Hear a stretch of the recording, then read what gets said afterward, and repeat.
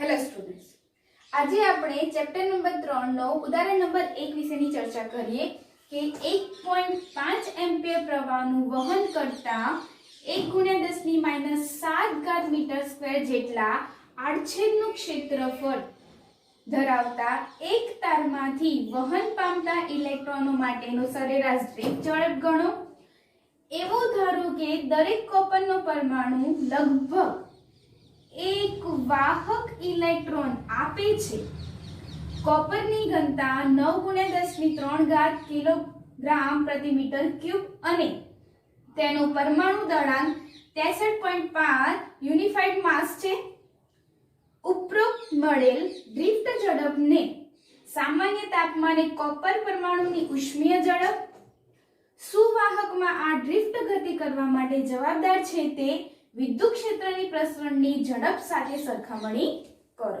આપણે જોઈ લઈએ કે આપણને પહેલા શું આપેલું છે. તો 1.5 એમ્પિયર પ્રવાહ એટલે કે I = 1.5 એમ્પિયર વહન કરતા અને 1 × 10⁻⁷ મીટર સ્ક્વેર જેટલા આડછેદનું ક્ષેત્રફળ એટલે કે A = 1 × 10⁻⁷ મીટર સ્ક્વેર ધરાવતા એક તારમાંથી વહન પામતા ઇલેક્ટ્રોનો માટેનો સરેરાશ ડ્રિફ્ટ ઝડપ એટલે કે VD શોધો. એવું ધારો કે દરેક કોપરનો પરમાણુ લગભગ એક વાહક ઇલેક્ટ્રોન આપે છે તથા આપણને અહીંયા કોપરની ઘનતા પણ આપેલી છે. કોપરની ઘનતાને આપણે D વડે દર્શાવીએ. D = 9 × 10⁻³ કિલોગ્રામ પ્રતિ મીટર ક્યુબ અને તેનો પરમાણુ દળાંક પણ આપણને આપેલો છે. તો M0 = 63.5 યુનિફાઇડ માસ. તો આપણે એને એમ પણ લખી શકીએ 63.5 ગ્રામ પ્રતિ મોલ. એને કિલોગ્રામમાં કન્વર્ટ કરીએ તો 63.5 × 10⁻³ કિલોગ્રામ પ્રતિ મોલ. આપણને આટલી વસ્તુ અહીંયા આપી દીધેલી છે. તો સૌથી પહેલા આપણે શોધવાનો છે એનો ડ્રિફ્ટ વેગ, એની ડ્રિફ્ટ ઝડપ. તો અહીંયા જોઈ લઈએ કે ડ્રિફ્ટ ઝડપ અને આપણને એનો પ્રવાહ પણ આપેલો છે. તો ડ્રિફ્ટ ઝડપ અને પ્રવાહને બંને સાંકળતું આપણી પાસે સમીકરણ છે I = NE/AV. હવે આપણે જોઈએ આપણી પાસે શું શું વસ્તુ છે. I પણ આપેલો છે, A પણ આપેલો છે, E એટલે કે 1.6 × 10⁻19. N આપણી પાસે N અહીંયા આપેલો નથી. N નો મીનિંગ શું થશે? તો N એટલે કે એકમ કદ દીઠ મુક્ત ઇલેક્ટ્રોનની સંખ્યા. એટલે કે N = શું લખાશે? એકમ કદ દીઠ મુક્ત ઇલેક્ટ્રોનની સંખ્યા થશે. એની સંખ્યા ઘનતા પણ કહેવાય.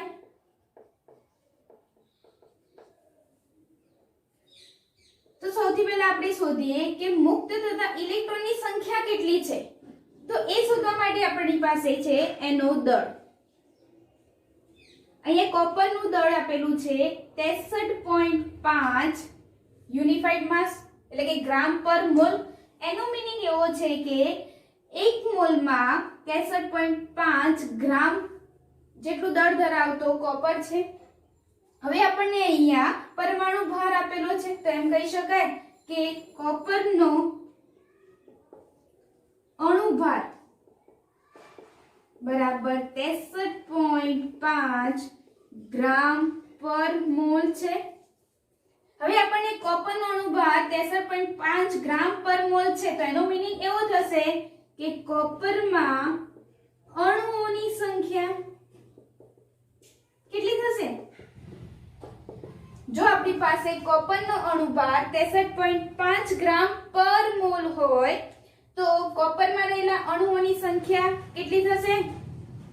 કોપરમાં રહેલા અણુઓની સંખ્યા 6.022 × 10⁻23 થશે. હવે જુઓ કે કોપરમાં અણુઓની સંખ્યા 6.022 ગુણ્યા 10 ની 23 ઘાત હોય તો એમ કહી શકાય કે કોપરમાં રહેલા ઇલેક્ટ્રોનની સંખ્યા કેટલી હશે? કેટલી હશે? કોપરમાં રહેલા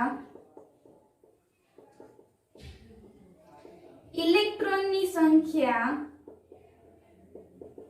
એટલી જ હશે 6.022 ગુણ્યા 10 ની 23 ઘાત જેટલી થશે. જોઈ લો ફરીથી. અહીં આપણને એનું દળ આપેલું છે M0 63.5 ગ્રામ પર મોલ. એનો મીનિંગ એવો કે કોપરનો અણુભાર આપણને આપેલો છે 63.5 ગ્રામ પ્રતિ મોલ. હવે આપણને અહીંયા અણુભાર આપેલો છે તો એનો મીનિંગ એવો થશે કે કોપરમાં રહેલા અણુઓની સંખ્યા 6.022 ગુણ્યા 10 ની 23 ઘાત થશે. તો કોપરમાં રહેલા અણુઓની સંખ્યા 6.022 ગુણ્યા 10 ની 23 ઘાત હોય તો એમાં રહેલા ઇલેક્ટ્રોનની સંખ્યા કેટલી થશે? તો કોપરમાં રહેલા ઇલેક્ટ્રોનની સંખ્યા 6.022 ગુણ્યા 10 ની 23 ઘાત થશે. હવે આપણને એક વસ્તુ અહીંયા આપેલી છે કે કોપરનો પરમાણુ લગભગ એક વાહક ઇલેક્ટ્રોનને આપે છે. એટલે કે કોપર પરમાણુ છે એ દરેક પરમાણુ એક ઇલેક્ટ્રોનને મુક્ત કરે છે. હવે એક ઇલેક્ટ્રોનને મુક્ત કરે છે તો એનો મીનિંગ એવો કે કોપરના દરેક પરમાણુ એક ઇલેક્ટ્રોન વાહકને આપે છે. તો એનો મીનિંગ એવો થશે તેથી કોપરમાં મુક્ત થતા ઇલેક્ટ્રોનની સંખ્યા કેટલી બનશે? જો કોપરમાં દરેક પરમાણુ એક ઇલેક્ટ્રોન વાહકને આપતો હોય તો એમાં રહેલા મુક્ત ઇલેક્ટ્રોનની સંખ્યા કેટલી થશે? આપણી પાસે કોપરની અંદર ઇલેક્ટ્રોનની સંખ્યા કેટલી છે? 6.022 ગુણ્યા 10 ની 23 ઘાત. તો મુક્ત થતા ઇલેક્ટ્રોનની સંખ્યા પણ કેટલી થશે? 6.022 ગુણ્યા 10 ની 23 ઘાત. હવે જો આપણને રકમમાં એમ કહ્યું હોય કે કોપરનો પરમાણુ લગભગ 2 વાહક ઇલેક્ટ્રોન આપે, જો એમ કહ્યું હોય કે 2 વાહક ઇલેક્ટ્રોન આપે તો એ દરમિયાન કોપરમાં મુક્ત થતા ઇલેક્ટ્રોનની સંખ્યા કેટલી થશે?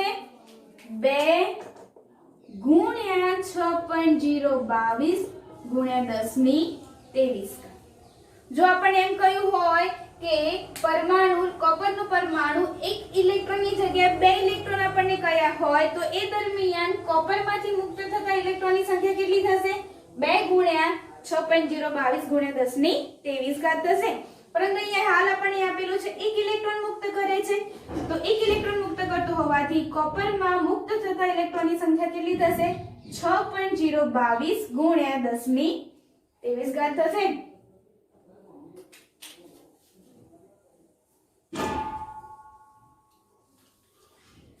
આપણને અહીંયા મુક્ત ઇલેક્ટ્રોનની સંખ્યા મળી ગઈ. આપણે અહીંયા n માં મૂકી દઈએ. તેથી n મુક્ત ઇલેક્ટ્રોનની સંખ્યા. મુક્ત ઇલેક્ટ્રોનની સંખ્યા કેટલી છે? 6.022 ગુણ્યા 10 ની 23 ઘાત ભાગ્યા કદ. અહીં આપણને કદ આપેલું નથી તો કદ નથી આપી પરંતુ એની જગ્યાએ આપણને અહીંયા એની ઘનતા આપી છે. તો ઘનતાનું સૂત્ર શું બનશે? ઘનતા બરાબર દળ ભાગ્યા કદ થશે. તો અહીંયાથી જો આપણે કદને કરતા બનાવીએ તો કદ એટલે શું થશે? દળ ભાગ્યા ઘનતા બનશે. તો અહીંયા પણ આપણે નીચે કદની જગ્યાએ લખી દઈએ દળ ભાગ્યા ઘનતા. હવે અંદર બધી આપણે કિંમતો મૂકી દઈએ. 6.022 ગુણ્યા 10 ની 23 ઘાત ગુણ્યા ઘનતા. આપણને ઘનતા કેટલી આપેલી છે? 9 ગુણ્યા 10 ની 3 ઘાત. 9 ગુણ્યા 10 ની 3 ઘાત ભાગ્યા દળ. દળ આપણને કેટલું આપેલું છે? 63.5 ગ્રામ પ્રતિ મોલ. તો ગ્રામને તમારે કિલોગ્રામમાં કન્વર્ટ કરવા પડશે. તો આપણી પાસે એનું દળ થશે 63.5 ગુણ્યા 10 ની -3 ઘાત. 63.5 ગુણ્યા 10 ની -3 ઘાત થશે. હવે એનું કેલ્ક્યુલેશન કરીએ તો આપણને કેલ્ક્યુલેશન કેટલું મળશે? આપણને n આપણને અહીંયા મળશે 0.8535 ગુણ્યા 10⁻29 ઘાત મીટરની -3 ઘાત. અહીંયા આપણને શું મળ્યું? તો એકમ કદ દીઠ ઇલેક્ટ્રોનની સંખ્યા. જોઈ લે ફરીથી આપણે કેવી રીતે શોધાય ઇલેક્ટ્રોનની સંખ્યા. તો આપણને અહીં એનું દળ આપેલું છે. જો દળ આપેલું છે તો એનો મીનિંગ એવો કે કોપરનો અણુભાર પણ કેટલો થશે? 63.5 ગ્રામ પર મોલ થશે. તો જો એનો અણુભાર આટલો હોય 63.5 ગ્રામ પર મોલ, તો એમાં રહેલા અણુઓની સંખ્યા પણ કેટલી થશે? 6.022 ગુણ્યા 10⁻23 ઘાત થશે. એના અણુઓની સંખ્યા આટલી છે તો એમાં રહેલા ઇલેક્ટ્રોનની સંખ્યા પણ કેટલી થશે? 6.022 ગુણ્યા 10⁻23 ઘાત થશે. તો અહીં આપણને આપેલું છે કે કોપરના દરેક પરમાણુ એક વાહક ઇલેક્ટ્રોનને આપે છે. એક ઇલેક્ટ્રોન વાહકને આપે છે એટલે કે એક ઇલેક્ટ્રોન મુક્ત કરે છે. તો આપણી પાસે ઇલેક્ટ્રોનની સંખ્યા કેટલી છે? 6.022 ગુણ્યા 10⁻23 ઘાત. તો તેથી કોપરમાં મુક્ત થતા ઇલેક્ટ્રોનની સંખ્યા પણ કેટલી બનશે? 6.022 ગુણ્યા 10⁻23 ઘાત. જો અહીંયા એમ કહ્યું હોય તો કોપરનો પરમાણુ 2 ઇલેક્ટ્રોન મુક્ત કરે છે, તો કોપરમાં મુક્ત થતા ઇલેક્ટ્રોનની સંખ્યા કેટલી બનશે? 2 ગુણ્યા 6.022 ગુણ્યા 10⁻23 ઘાત બનશે. હવે આપણે શોધી લઈએ n. n બરાબર શું છે? મુક્ત ઇલેક્ટ્રોનની સંખ્યા ભાગ્યા કદ. અહીંયા કેટલા ઇલેક્ટ્રોન મુક્ત થાય છે? 6.022 ગુણ્યા 10⁻23 ઘાત. કદની જગ્યાએ લખી શકાય દળ ભાગ્યા ઘનતા. બધી કિંમતો મૂકી દઈએ. 6.022 ગુણ્યા 10⁻23 ઘાત, ઘનતા 9 ગુણ્યા 10⁻3 ઘાત, દળ 63.5 ગુણ્યા 10⁻3 ઘાત. તો આનું કેલ્ક્યુલેશન કરતા આપણને આટલો જવાબ મળશે 0.8535 ગુણ્યા 10⁻29 ઘાત મીટરની -3 ઘાત. હવે આપણને n ની કિંમત મળી ગઈ તો n ની કિંમત આપણે આની અંદર એડ કરાવી દઈએ. I વિદ્યુત પ્રવાહ કેટલો છે? 1.5. n મુક્ત થતા ઇલેક્ટ્રોનની સંખ્યા કેટલી થશે? 0.8535 ગુણ્યા 10⁻29 ઘાત ગુણ્યા E એટલે કે તેનો વિદ્યુતભાર કેટલો થશે? 1.6 ગુણ્યા 10⁻19 ઘાત. A એનું ક્ષેત્રફળ 1 ગુણ્યા 10⁻7 ઘાત ગુણ્યા VD. અહીંયાથી આપણે ડ્રિફ્ટ વેગ શોધીએ.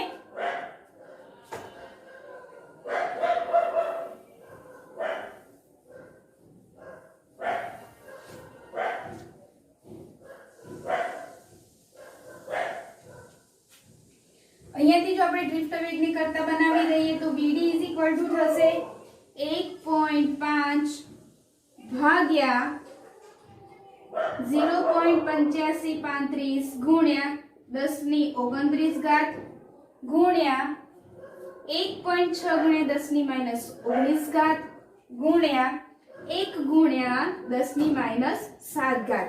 આનું કેલ્ક્યુલેશન કરતા આપણને આટલું મળશે VD 1.1 ગુણ્યા 10⁻3 ઘાત મીટર પર સેકન્ડ થશે. તેથી આપણે લખી શકાશે VD 1.1 10⁻3 ઘાતની જગ્યાએ લખી શકાશે મિલીમીટર પર સેકન્ડ થશે. તો આપણને ડ્રિફ્ટ વેગ કેટલો મળ્યો? 1.1 મિલીમીટર પર સેકન્ડ. એનો મીનિંગ શું થયો કે 1 સેકન્ડમાં ઇલેક્ટ્રોન માત્ર 1.1 mm જેટલું અંતર કાપે છે. 1.1 mm જેટલું અંતર એટલે ખૂબ જ નાનું અંતર થયું કહેવાય. હવે જોઈએ આપણે શું શોધવાનું કહ્યું છે. ઉપરોક્ત મળેલ ડ્રિફ્ટ ઝડપને સામાન્ય તાપમાને એટલે કેટલું થશે? રૂમ ટેમ્પરેચર એટલે કેટલું થાય? 27 સેલ્સિયસ. સેલ્સિયસ ને તમે કેલ્વિન માં ફેરવો તો રૂમ ટેમ્પરેચર કેટલું થશે? 300 કેલ્વિન થશે. અહીં આપણે લખી દઈએ આપણે ડ્રિફ્ટ વેગ કેટલો મળ્યો.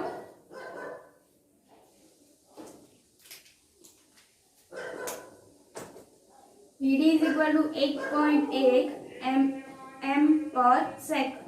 હવે આપણને શું કીધું છે કે સામાન્ય તાપમાન सामान्य तापमान એટલે તમને કહ્યું પ્રમાણે 27°C તાપમાને કોપર પરમાણુની ઉષ્મીય ઝડપ શોધો. કોની ઝડપ શોધવાની કહી છે? કોપર પરમાણુની ઉષ્મીય ઝડપ શોધો. રૂમ ટેમ્પરેચરે કોઈ પણ પરમાણુની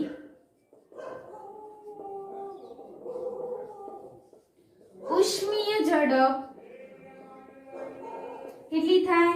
VRMS is equal to √3 kBT upon m થશે. હવે અહીંયા જુઓ 3 kBT upon m, તો અહીંયા kb upon m ની જગ્યાએ લખી શકાશે વર્ગમૂળમાં 3 ગુણ્યા r ભાગ્યા m0 ગુણ્યા t.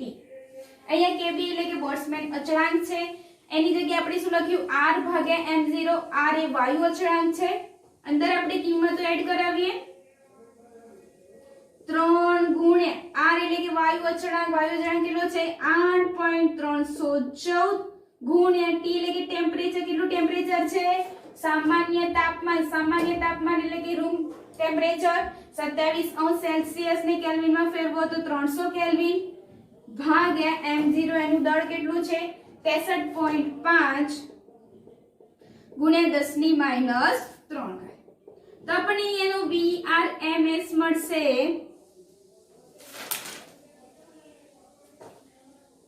3.43 ગુણ્યા 10⁻2 મીટર પર સેકન્ડ જેટલો મળશે. અહીંયા આપણે મીટર છે ને mm માં કન્વર્ટ કરીએ તો VRMS આપણને મળશે 3.43 ગુણ્યા 10⁵ મિલીમીટર પર સેકન્ડ. હવે અહીંયા જોઈએ આપણને શું કરવાનું કહેલું છે કે ઉપરોક્ત મળેલ ડ્રિફ્ટ ઝડપને સામાન્ય તાપમાને કોપર પરમાણુની ઉષ્મીય ઝડપની સાથે શું કરો? સરખામણી કરો. તો આપણે ડ્રિફ્ટ ઝડપ કેટલી મળી છે? Vd = 1.1 મિલીમીટર પર સેકન્ડ. આપણને ઉષ્મીય ઝડપ કેટલી મળેલી છે કોપરની? 3.43 ગુણ્યા 10⁵ મિલીમીટર પર સેકન્ડ. તો એ તમે આંકડાકીય માહિતી જોઈને જ ખબર પડશે કોણ વધારે છે? કોપરની ઉષ્મીય ઝડપ વધારે છે. કોપરની ઉષ્મીય ઝડપ જુઓ કેટલી વધારે છે? 10⁵ જેટલી વધારે છે. તેની સરખામણી આપણે કરી શકાય. કોપરની ઉષ્મીય ઝડપ એ તેના ડ્રિફ્ટ ઝડપ કરતા 10⁵ ઘણી વધારે છે. હવે આપણે બીજો ક્વેશ્ચન પણ જોઈ લઈએ કે સુવાહકમાં આ ડ્રિફ્ટ ગતિ માટે જવાબદાર. હવે આપણને ખબર છે કે સુવાહકમાં ડ્રિફ્ટ ગતિ માટે જવાબદાર કયો પરિબળ છે? વિદ્યુત ક્ષેત્ર.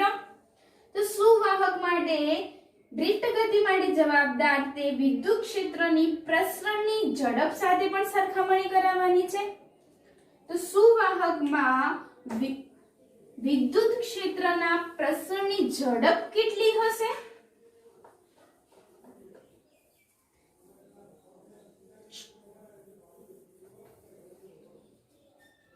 સુવાહકમાં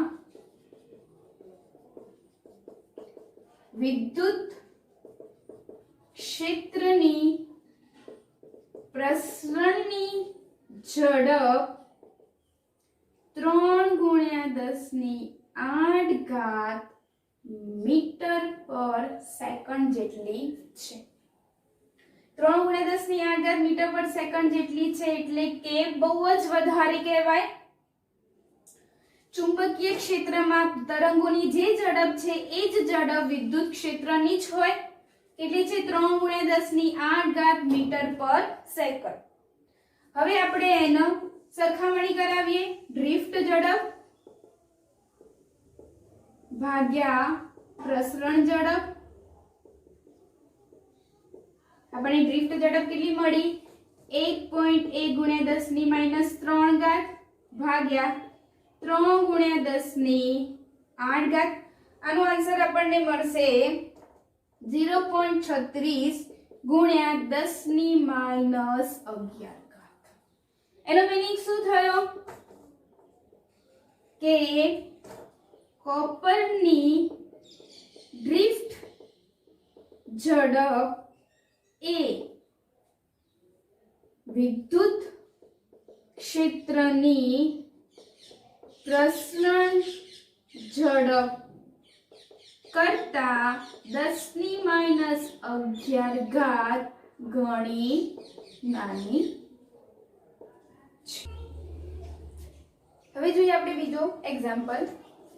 એક ઇલેક્ટ્રિક ટોસ્ટરમાં ગરમ કરવા માટે નિક્રોમ તારનો ઉપયોગ થાય છે. જ્યારે તેમાંથી અવગણ્ય પ્રવાહ પસાર કરવામાં આવે છે ત્યારે ઓરડાના તાપમાને એટલે કે 2700 સેલ્સિયસે તેનો અવરોધ 75.3 ઓહ્મ છે જેટલો છે. જ્યારે ટોસ્ટરને 230 વોલ્ટના ઉદ્ગમ સાથે જોડવામાં આવે છે ત્યારે અમુક સેકન્ડ બાદ પ્રવાહનું મૂલ્ય 268 એમ્પિયર જેટલું સ્થાયી બને છે. તો નિક્રોમ તારનું સ્થાયી તાપમાન એટલે કે અચળ તાપમાન. સ્થાયી તાપમાન એટલે કે અચળ તાપમાન કેટલું હશે? નિક્રોમ માટે સંકળાયેલ તાપમાનના ગાળા પરના સરેરાશ અવરોધનો તાપમાન ગુણાંકનું મૂલ્ય 1.70 ગુણ્યા 10 ની માઈનસ 4 ઘાત સેન્ટીમીટર ઇન્વર્સ સેલ્સિયસ ઇન્વર્સ છે. હવે પહેલા આપણે લિસ્ટ બનાવી દઈએ કે આપણને શું આપેલું છે. એક ઇલેક્ટ્રિક ટોસ્ટરમાં ગરમ કરવા માટે નિક્રોમ તારનો ઉપયોગ થાય છે ત્યારે તેમાંથી અવગણ્ય પ્રવાહ પસાર કરવામાં આવે છે. ઓરડાના તાપમાને એટલે કે આપણને T1 કંઈક આપેલો છે 27 સેલ્સિયસ. ત્યારે તેનો અવરોધ એટલે કે R1 સ્ટાર્ટિંગ અવરોધ પ્રારંભિક અવરોધ આપણને આપેલો છે 75.3 ઓહ્મ જેટલો મળે છે. જ્યારે ટોસ્ટરને 230 વોલ્ટના ઉદ્ગમ એટલે કે આપણને V આપેલો છે 230 વોલ્ટના ઉદ્ગમ સાથે જોડવામાં આવે છે ત્યારે અમુક સેકન્ડ બાદ પ્રવાહનું મૂલ્ય થોડા સમય પછી સ્ટાર્ટિંગ એટલે કે પ્રારંભિકમાં નહીં થોડા સમય પછી એટલે કે I2 2.68 એમ્પિયર છે જેટલું સ્થાયી બને છે એટલે કે આટલું અચળ બને છે. તો નિક્રોમ તારનું સ્થાયી તાપમાન એટલે કે અચળ તાપમાન આપણને શોધવાનું કહ્યું છે. તથા આપણને તેનો તાપમાન ગુણાંક પણ આપેલો છે આલ્ફા આપેલો છે 1.70 ગુણ્યા 10 ની માઈનસ 4 ઘાત જેટલું આપણને આપેલું છે. પહેલા આપણે થોડીક માહિતી લઈ લઈએ કે અહીંયા એક નિક્રોમનો તાર છે. હવે નિક્રોમનો તાર છે તો કોઈ પણ વસ્તુ ગરમ ક્યારે થાય? ધારો કે તમે ચા મૂકો છો તો ચા ગરમ ક્યારે થાય? કોઈ વસ્તુ ગરમ ક્યારે થશે? જ્યારે એની શોષેલી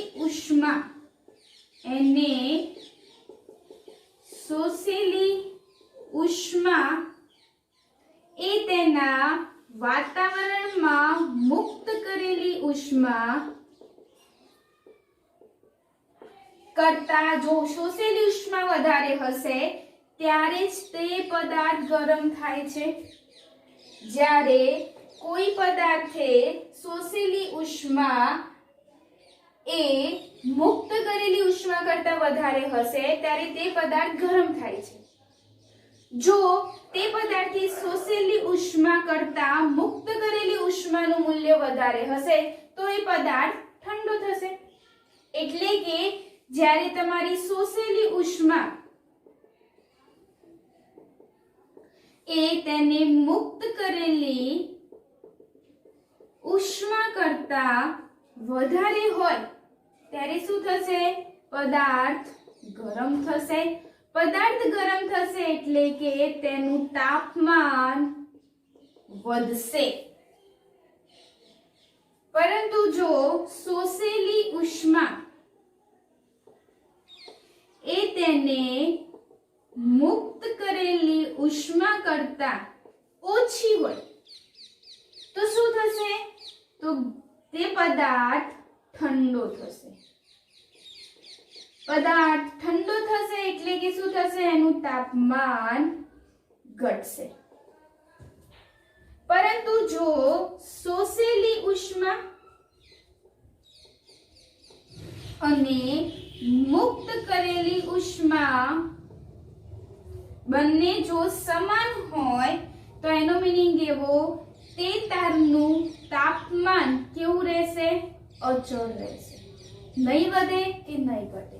આપણે આ એક્ઝામ્પલમાં અચળ તાપમાન શોધવાનું છે કે કયા તાપમાને એવું હશે કે શોષેલી ઉષ્મા અને મુક્ત કરેલી ઉષ્મા બંને સમાન થશે અને એ તાપમાન કેવું રહેશે?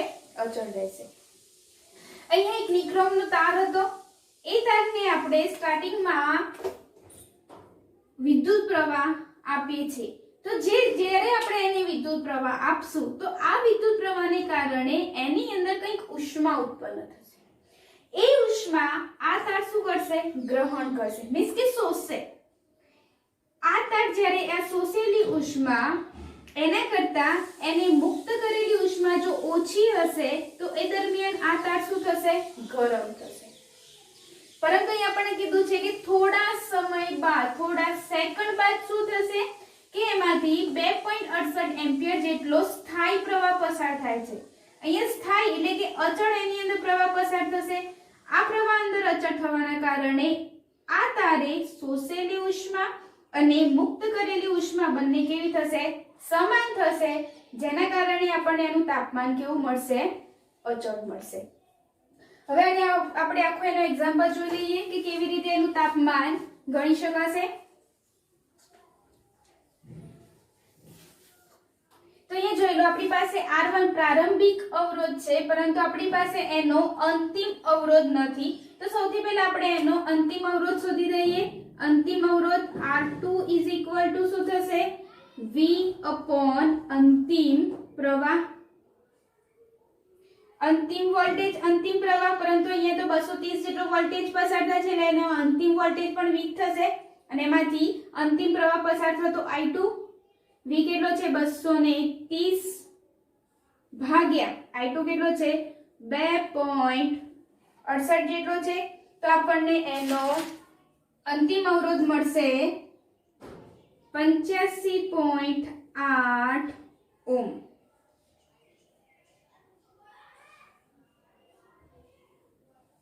આના જેટલો આપણને એનો અંતિમ અવરોધ મળશે. હવે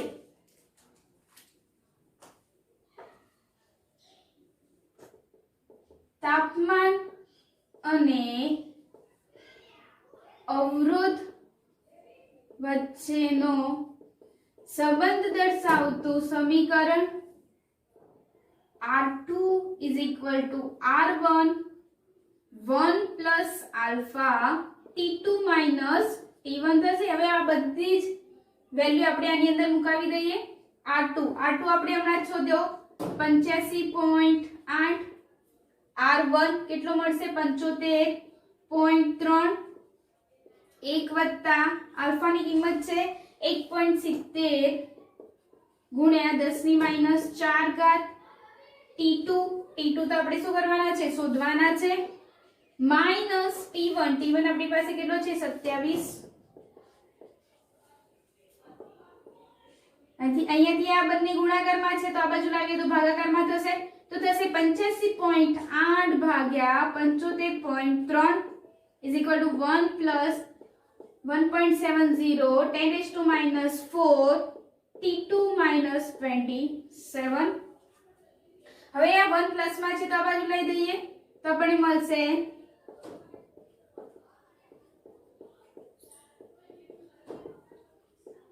85.8 ભાગ્યા 75.3 માઈનસ 1.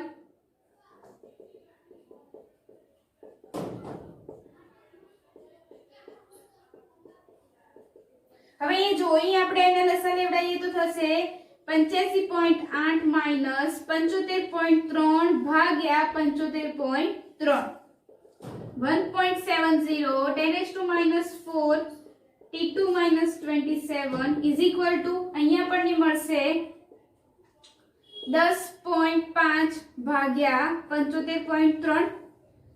હવે અહીંયાથી આપણે T2 27 ને કરતા બનાવીએ તો થશે 10.5 ભાગ્યા 75.3 ગુણ્યા 1.70 ગુણ્યા 10 ની માઈનસ 4 ઘાત જેટલી થશે.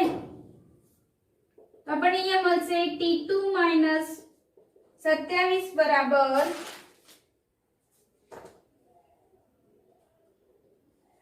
0.08202 10 raised to 4. Therefore T2 27 is equal to 820.0. અહીંયાથી આપણે T2 ને બનાવીએ કરતા તો T2 is equal to થશે 820.2 પ્લસ 27 થશે. તો T2 આપણને મળશે 847.2 અંશ સેલ્સિયસ. એવો ને એવો જ એના પછીનો આપણે એક્ઝામ્પલ સ્વાધ્યાયનો 3.8 નંબરનો એક્ઝામ્પલ આપણે જોઈ લઈએ કે નિક્રમના બનેલા એક ગરમ કરવાના તારને 230 વોલ્ટના ઉદ્ગમ સાથે જોડતા પ્રારંભમાં તે 3.2 એમ્પિયર પ્રવાહ ખેંચે છે કે જે અમુક સેકન્ડ બાદ 2.8 એમ્પિયર જેટલું સ્થાયી થાય છે. જો ઓરડાનું તાપમાન 27 અંશ સેલ્સિયસ હોય તો ગરમ કરતા તારનું સ્થાયી તાપમાન એટલે કે અચળ તાપમાન કેટલું હશે? સંકળાયેલા તાપમાનના ગાળા માટે નિક્રમના અવરોધનો તાપીય ગુણાંકનું મૂલ્ય આપણને આપેલું છે 1.70 ગુણ્યા 10 ની માઈનસ 4 ઘાત જેટલું થશે. પહેલા અહીંયા તો આપણે યાદી બનાવી દઈએ કે આપણે શું શું આપેલું છે. V વોલ્ટ આપણને આપેલો છે 230 વોલ્ટ તથા તેમાંથી પસાર થતો વિદ્યુત પ્રવાહ, આ વિદ્યુત પ્રવાહ પ્રારંભમાં પસાર થાય છે એટલે કે આપણે પ્રારંભિક વિદ્યુત પ્રવાહ કહીશું I1 is equal to 3.2 ampere ખેંચે છે કે જે અમુક સેકન્ડ બાદ 2.8 એમ્પિયર જેટલું સ્થાયી થાય છે. થોડા સમય પછી આ પ્રવાહ એટલે કે I2 આપણે કહી દઈએ I2 is equal to 2.8 ampere જેટલું અચળ થાય છે. જો ઓરડાનું તાપમાન એટલે કે T1 બરાબર 27 અંશ સેલ્સિયસ હોય તો ગરમ કરતા તારનું સ્થાયી તાપમાન એટલે કે T2 શોધવાનું છે તથા સંકળાયેલ તાપમાનના ગાળા માટે નિક્રમના અવરોધનો તાપીય ગુણાંક એટલે કે આલ્ફા આપણને આપેલો છે 1.70 ગુણ્યા 10 ની માઈનસ 4 ઘાત અંશ સેલ્સિયસ ઇન્વર્સ. હવે અહીંયા જોઈ લઈએ આપણને શું આપેલું છે શું નથી આપેલું. આપણી પાસેનું સૂત્ર છે કે R2 is equal to R1 1 plus alpha T2 minus T1 છે. હવે આપણે જોઈએ કે અહીંયા આપણને R2 પણ નથી આપેલા કે R1 પણ આપેલા નથી.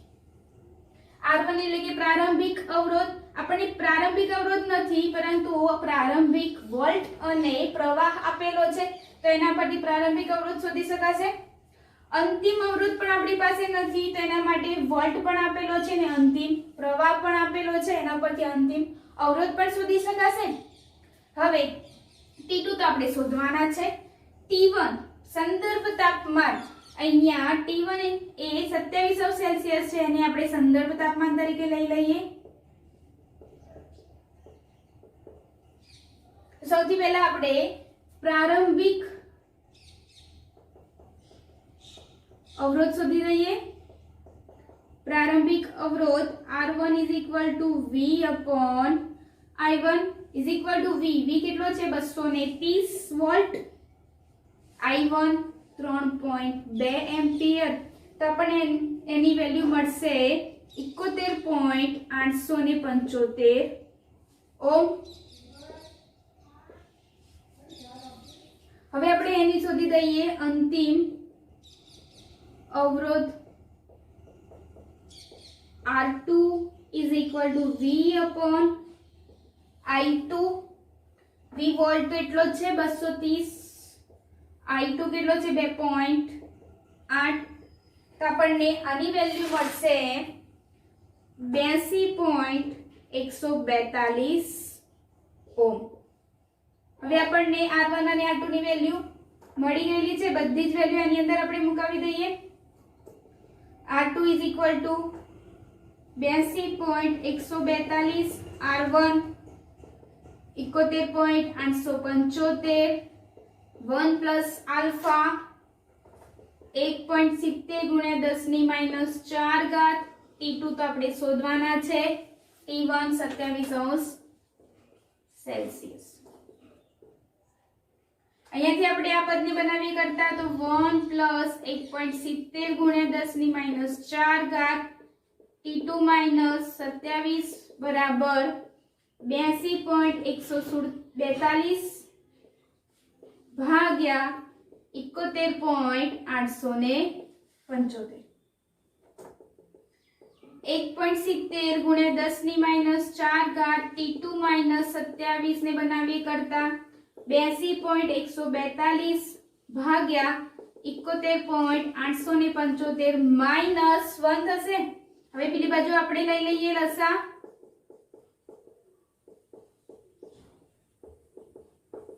તો અહીંયા શું થશે 82.142 માઈનસ 71.875 ભાગ્યા 71.875 થશે. 1.70 ગુણ્યા 10 ની માઈનસ 4 ઘાત. T2 minus 27 અહીંયા આપણને મળશે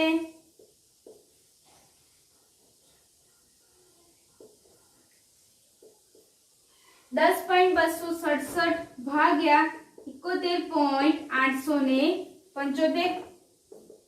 તો T2 minus 27 ને બનાવીએ કરતા તો 10.267 ભાગ્યા 71.875 ગુણ્યા 1.70 ગુણ્યા 10 ની માઈનસ 4 ઘાત થશે. T2 minus 27 બરાબર આપણને એની વેલ્યુ મળશે 840.26.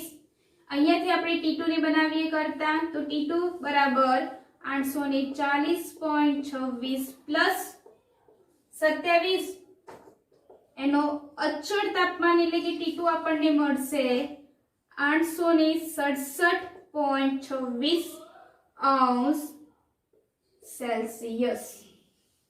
આપણને મળી ગયું એનું અચળ તાપમાન.